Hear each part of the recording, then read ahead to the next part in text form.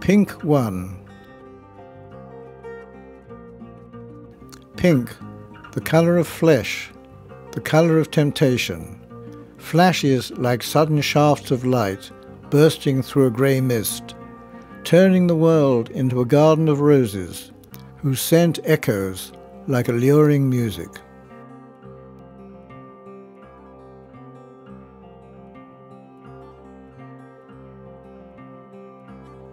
Getting back for a moment to colours and the poems that are in there, I started off by writing a book in which my favourite colours actually figured on rather a small scale. My favourite colour is purple, but the first version of the book, when I sent it to my granddaughter Susanna, she complained to me that although purple is her favourite colour, and she knows that it's my favourite colour, in fact there were not very many purple poems in there. Well, I immediately sat down and wrote a lot of poems about purple, and I can't imagine why I didn't write them before, because it is such an important colour to me. Purple flower for Susanna. A purple flower blossomed in the darkness. Its scent is alive with sorcery and magic, a noble magic come from another world. The darkness is heavy and soft as velvet. Wrapped in its perfume, the flower turns slowly back into the goddess it always was.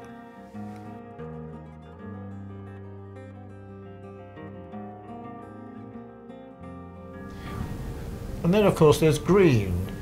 Green has always seemed to be a very important colour simply because it represents natural life. I always think of the world as having green veins. I don't quite know why, or whether, I mean, it's obviously not true, but I always think of it as being the colour of life.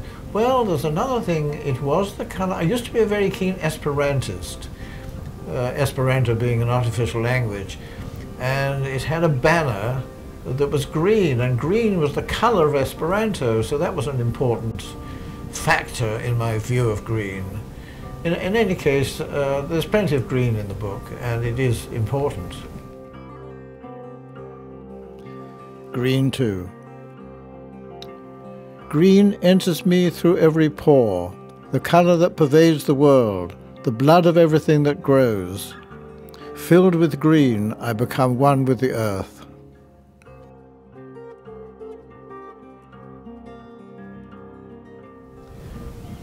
Another colour which is obviously important because it was the starting point. It was the first poem that I wrote, and that is red. Now red has so many meanings that it's almost impossible to categorize it in a single poem. So I've written several poems about red. I suppose they tend to be connected with violence, aggression, anger, passion, and so on. So there are plenty of poems about red. Red 2. The sound of pounding drums, the sound of pulsing blood of the beating heart. Huge flowers with the perfume of death and decay, glowing in the same dark forest in which the birds have torn the flesh from the bones of a murdered poet.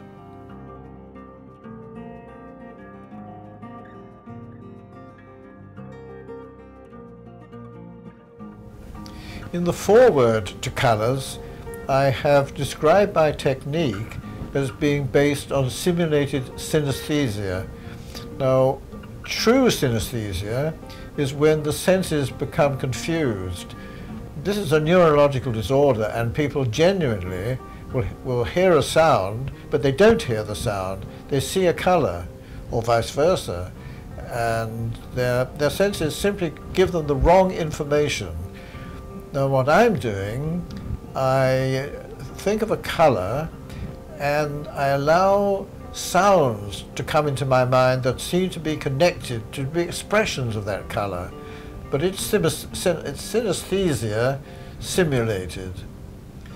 There are poets who have done similar sorts of things before. Well, Arthur Rimbaud is the most famous, in which he took vowels and gave each vowel a colour.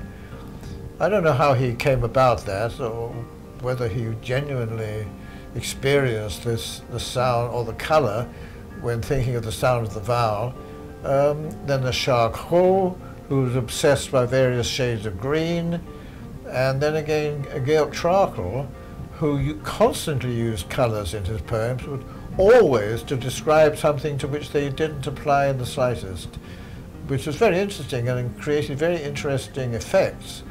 But he didn't seem to have any particular association to a colour. He seemed to use them, well, I hardly like to say so, but almost at random, but nevertheless always extremely effectively. Yellow 2. Yellow rings a plangent bell, sings in a high-pitched voice that startles birds from their nests, shatters glass, and turns silk curtains inside out, laying bare the shadows that lurk in the corners.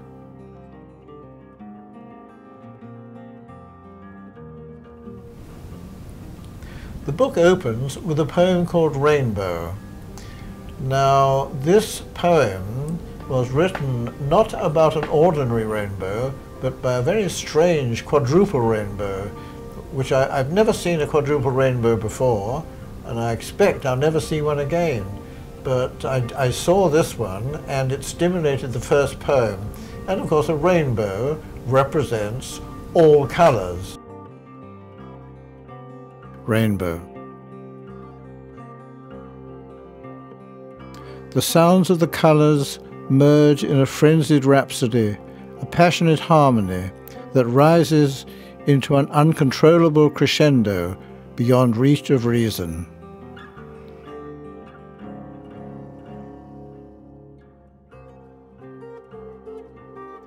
Several of the poems have stories connected with them that I remember, sometimes from very, very far in the past. For example, Black and Red.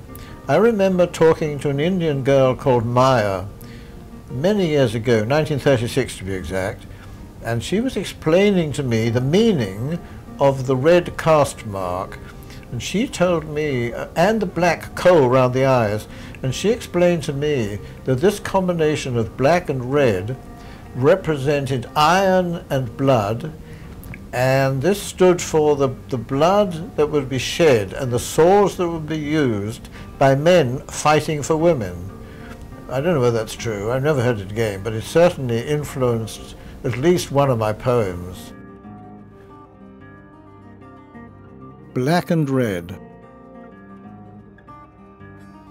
Black and red, blood and iron, a caste mark on the brow, a sword in the scabbard, the clash of weapons, the battle of the alcove.